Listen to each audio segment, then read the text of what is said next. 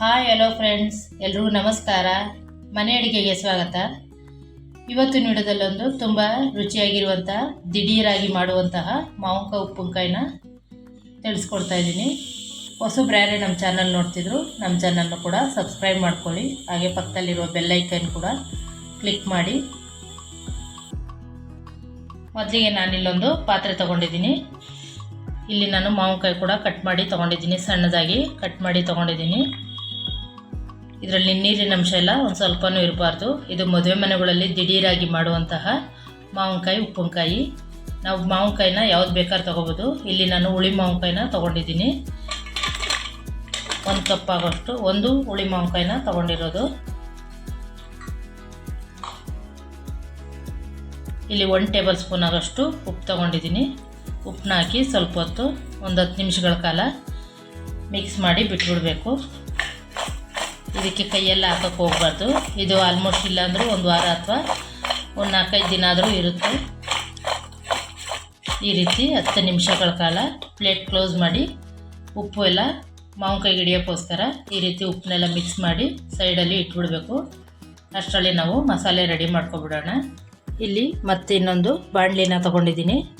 ಅದಕ್ಕೆ ಒಂದು ಅರ್ಧ ಟೇಬಲ್ ಸ್ಪೂನಷ್ಟು ಜೀರಿಗೆ,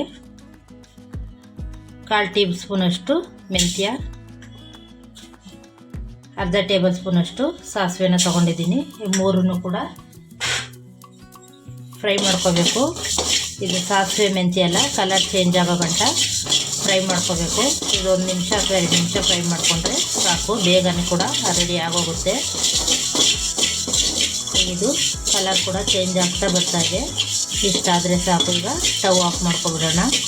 ನೋಡಿ, ಇಷ್ಟ ಆಗಿದೆ, ಸಾಕು. ಇದನ್ನು ಸ್ಟವ್ ಆಫ್ ಮಾಡ್ಕೊತಾ ಇದ್ದೀನಿ ನಾನು.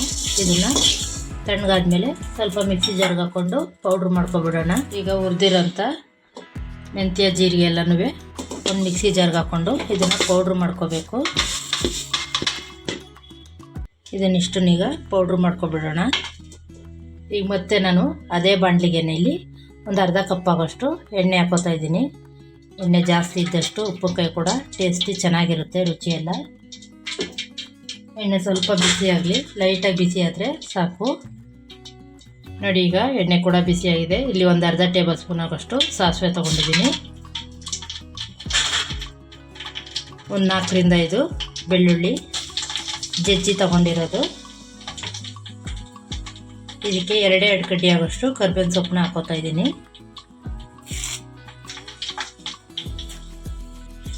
ಈಗೆಲ್ಲನೂ ಕೂಡ ಚಿಟಪಟ ಅಂತ ಸಿಡಿಯೋ ಗಂಟ ಬೆಳ್ಳುಳ್ಳಿ ಸ್ವಲ್ಪ ಫ್ರೈ ಆಗೋ ಗಂಟ ಇದ್ದು ಇಲ್ಲಿದ್ದಕ್ಕೆ ನಾನು ಮಾವಿನಕಾಯಿನೂ ಕೂಡ ಹಾಕೋತಾ ಇದ್ದೀನಿ. ಮಾವಿನಕಾಯಿ ಸ್ವಲ್ಪ ಸಾಫ್ಟ್ ಆಗಬೇಕಲ್ಲ, ಉಪ್ಪು ಖಾರ ಹಿಡೀಲಿ ಅನ್ನೋಕ್ಕೋಸ್ಕರ ಉಪ್ಪು ಹಾಕಿ ನೆನೆಸಿರೋಂಥ ಮಾವಿನಕಾಯಿನ ಹಾಕ್ಕೊಂಡಿದ್ದೀನಿ. ಇದು ಕೂಡ 10 ನಿಮಿಷ ಚೆನ್ನಾಗಿ ಉಪ್ಪೆಲ್ಲ ಹಿಡಿದಿದೆ, ಸಾಕು. ಇಷ್ಟ ಆದರೆ ಇದನ್ನು ನಾನು ಡೈರೆಕ್ಟ್ ಎಣ್ಣೆಗೆ ಹಾಕೋತಾ ಇದ್ದೀನಿ. ಇದಕ್ಕೆ ಒಂದು ಅರ್ಧ ಟೇಬಲ್ ಸ್ಪೂನಷ್ಟು ಅರಿಶಿನ ಪುಡಿ, ಸಾಸಿವೆ ಮತ್ತು ಜೀರಿಗೆ ಮೆಂತ್ಯನ ಹುರಿದು ಪುಡಿ ಮಾಡ್ಕೊಂಡಿರೋದು ಕೂಡ 1 ಟೇಬಲ್ ಸ್ಪೂನಷ್ಟು ಆಗಿದೆ. ಇದನ್ನು ಕೂಡ ಹಾಕೋತಾ ಇದ್ದೀನಿ. 1 ಟೇಬಲ್ ಸ್ಪೂನಷ್ಟು ಅಚ್ಚ ಪುಡಿ. ನಿಮಗೆ ಖಾರ ಜಾಸ್ತಿ ಎಷ್ಟು ಬೇಕೋ ನೋಡಿ ಅಷ್ಟು ಹಾಕ್ಕೋಬೋದು. ಇಷ್ಟು ಹಾಕಿ ಚೆನ್ನಾಗಿ ಫ್ರೈ ಮಾಡ್ಕೋಬೇಕು. ಇದು ಮದುವೆ ಮನೆಗಳಲ್ಲೆಲ್ಲ ದಿಢೀರಾಗಿ ಊಟಕ್ಕೆ ಅಂತ ಆಗಿಂದಾಗಲೇ ಮಾಡುವಂತಹ ಉಪ್ಪಿನಕಾಯಿ. ಟೇಸ್ಟು ಕೂಡ ತುಂಬಾ ಚೆನ್ನಾಗಿರುತ್ತೆ.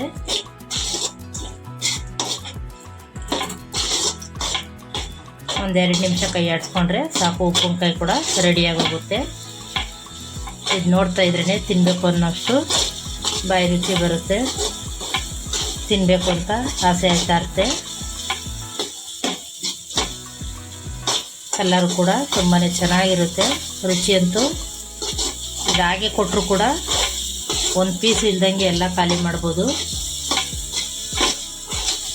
ನೋಡಿ, ಇಷ್ಟ ಆದರೆ ಸಾಕು. ಈಗ ಉಪ್ಪಿನಕಾಯಿ ರೆಡಿಯಾಗಿದೆ. ಬನ್ನಿ ಫ್ರೆಂಡ್, ದಿಢೀರ್ ಉಪ್ಪಿನಕಾಯಿ ರೆಡಿಯಾಗಿದೆ. ತುಂಬಾ ರುಚಿಯಾಗಿದೆ, ಟೇಸ್ಟು ಕೂಡ ಅದ್ಭುತವಾಗಿರುತ್ತೆ. ಊಟಕ್ಕೆ ಅವಾಗ ಬೇಕು ಅನ್ನೋವಾಗ ನಾವು ಉಪ್ಪಿನಕಾಯಿ ಇಲ್ಲ ಅಂತ ತಲೆ ಕೆಡಿಸ್ಕೊಳ್ಳೋ ಬದಲು ಈ ರೀತಿ ಒಂದೇ ಒಂದು ಮಾವಿನಕಾಯಿನ ಈ ರೀತಿ ತಕ್ಷಣದಲ್ಲಿ ಮಾಡಿ ಕೊಡ್ಬೋದು. ಊಟಕ್ಕೂ ಕೂಡ ತುಂಬಾ ರುಚಿಯಾಗಿರುತ್ತೆ, ಟೇಸ್ಟು ಕೂಡ ಚೆನ್ನಾಗಿರುತ್ತೆ. ಇದು ಎಲ್ಲರೂ ದೊಡ್ಡವರು ಎಲ್ಲರಿಗೂ ಕೂಡ ತುಂಬಾ ಇಷ್ಟ ಆಗುತ್ತೆ. ಟೈಮ್ ಪಾಸ್ಗೂ ಕೂಡ ಈ ರೀತಿ ಮಾಡಿಕೊಂಡು ತಿನ್ಬೋದು. ಟೇಸ್ಟ್ ಅಂತೂ ಅದ್ಭುತವಾಗಿರುತ್ತೆ. ಮದುವೆ ಮನೆಯಲ್ಲೆಲ್ಲ ಇದೇ ರೀತಿ ಡೈರೆಕ್ಟಾಗಿ ಒಗ್ಗರಣೆ ಹಾಕಿ ಕೊಡ್ತಾರೆ ಊಟಕ್ಕೆ ಬಡಿಸೋದಕ್ಕೆ. ಸೇಮ್ ಅಲ್ಲಿ ಹೇಗಿರುತ್ತೋ ಅದೇ ರೀತಿ ಇರುತ್ತೆ. ಇದು ಕೂಡ ತುಂಬಾ ಚೆನ್ನಾಗಿರುತ್ತೆ. ಇದನ್ನು 1-2 ದಿನ ಅಥವಾ 3 ದಿನ ಸ್ಟೋರ್ ಮಾಡಿ ಇಟ್ಕೋಬೋದು. ಗಾಜಿನ ಬಾಟ್ಲುಗಳಲ್ಲಿ ಸ್ಟೋರ್ ಮಾಡಿ ಇಟ್ಕೊಂಡ್ರೆ ತಿನ್ನೋದಕ್ಕೂ ಕೂಡ ಚೆನ್ನಾಗಿರುತ್ತೆ, ಕೆಡೋದಿಲ್ಲ. ಈ ವಿಡಿಯೋ ನಿಮ್ಗೆ ಇಷ್ಟ ಆಗಿದರೆ ಹಾಗೆ ಒಂದು ಲೈಕ್ ಮಾಡಿ, ಶೇರ್ ಮಾಡಿ. Thank you for watching friends.